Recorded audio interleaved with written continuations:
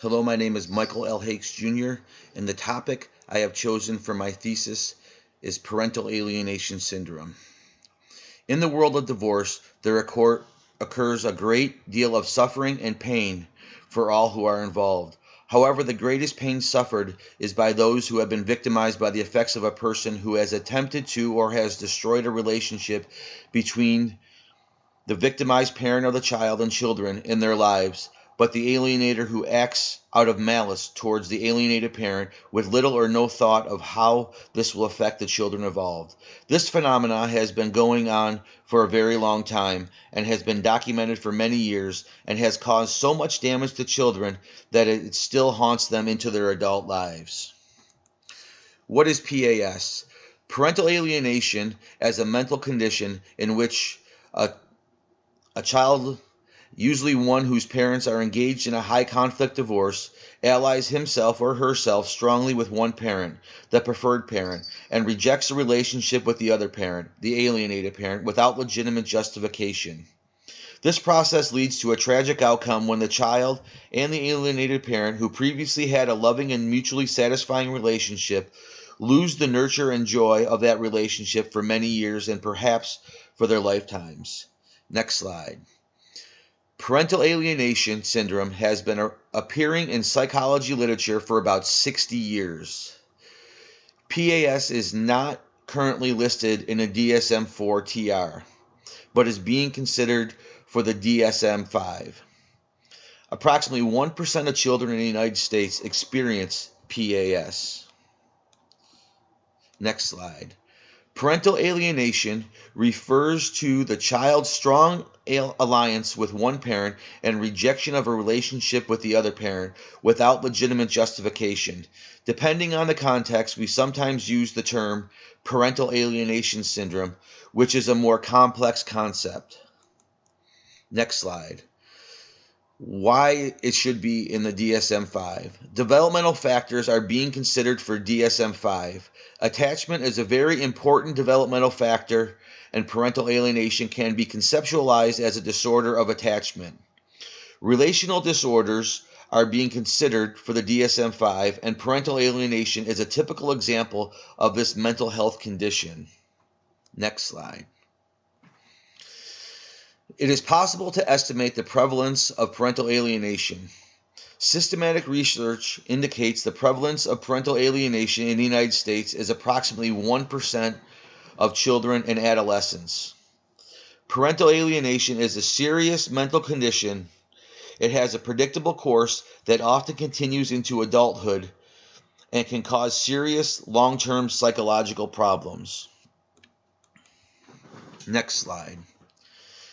Establishing diagnostic criteria will be helpful for clinicians who work with divorced families, divorced parents who are trying to do what is best for their children, and children of divorce who desperately need appropriate treatment that is based on correct diagnosis.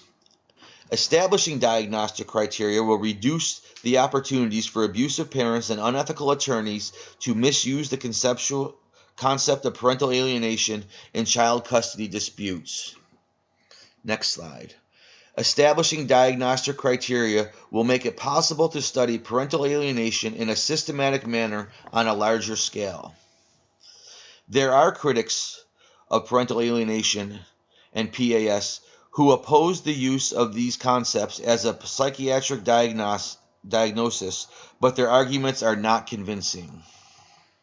Here are some discoveries. In 1976, Judith Wallerstein and Joan B. Kelly, both psychologists, identified a clinical phenomenon they called pathological alignment, which sometimes occurred in their sample of divorcing families.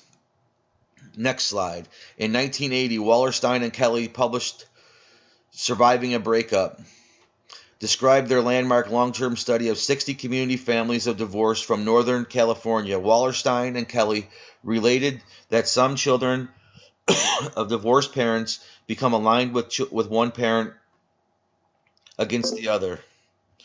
Next slide. In 1989, Wallerstein and Blakesley published, the authors did not use the term parental alienation, but they vividly related their court-ordered visitation can be entangled with Mayday-like rage. They said a woman betrayal by her husband is deeply opposed to the fact that her children must visit him every other weekend. Next slide. A survey of mental health and legal professions. An internet survey was conducted to examine the views of mental health and legal professionals about parental alienation. In child custody cases, findings from 448 respondents revealed much awareness about PA concept and controversies. In general, respondents were cautious and conservative to moderate in their view of PA and very reluctant to support the concept of parental alienation. Next slide. Also, they did not view PAS as meeting accessible standards. Respondents viewed domestic violence as an important issue to assess, although they did not usually find suspect DV cases. Next slide. Richard Gardner, who is at the forefront of these studies, has been studying this since 1978.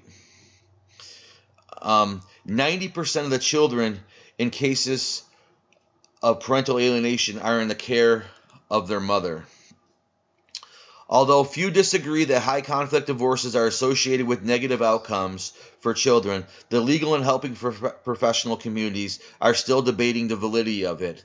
They feel as if they have not received enough research, even though PAS has been documented for 60 years and has been passionately being studied by Dr. Richard Gardner since 1978. In closing, we have discovered together that there is an overwhelming evidence that not only in high conflict divorces and intact families that parental alienation syndrome is not only happening but destroying relations. Very important relationships that affect not only the child but the alienated parent for a very long time, if not forever. What I have learned is that from personal and from the voices of others that this is real. But even though the aggressive parent may be winning, one day will come when those children become 18 and the abuse will not only stop, but the truth will prevail. Thank you for listening to my presentation for my thesis paper on parental alienation syndrome.